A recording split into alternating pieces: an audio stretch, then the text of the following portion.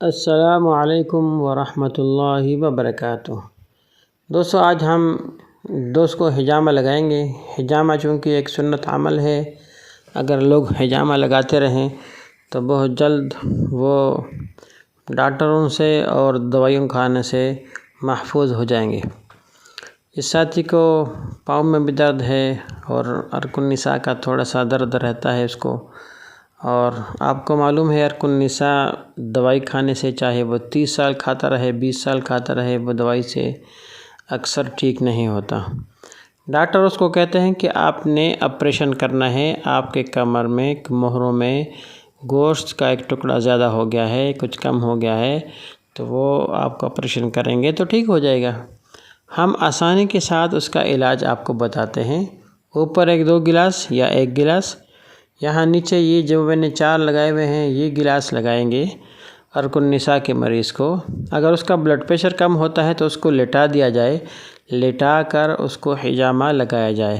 اگر اس کا blood pressure زیادہ ہوتا ہے یا نارمل ہوتا ہے تو بٹھا کر بھی اس کو حجامہ لگایا جا سکتا ہے، لیکن لٹا کر حجامہ لگانا زیادہ آسان ہے اور سہولت کے ساتھ وہ حجامہ ہو سکتا ہے۔ جس کو لیٹنا تھوڑا سا مشکل ہو اس کو بٹھا کر حجامہ لگایا جائے تب بھی اچھا ہے۔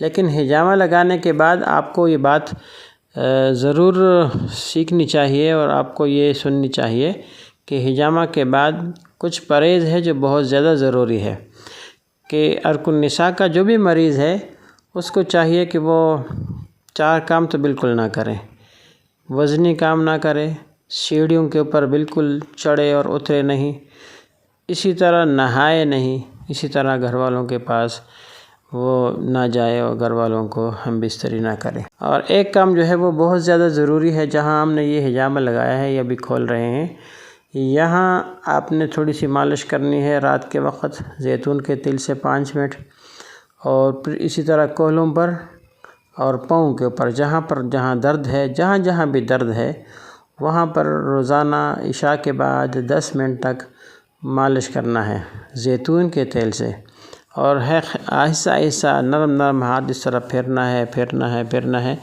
تاکہ زیتون کا تیل اس کے اندر جذب ہو جائے، اور پھر انشاءاللہ 1 ہفتے کے بعد یہ اپنے آپ کو بالکل فٹ محسوس کرے گا اور انشاءاللہ صحت مند محسوس کرے گا۔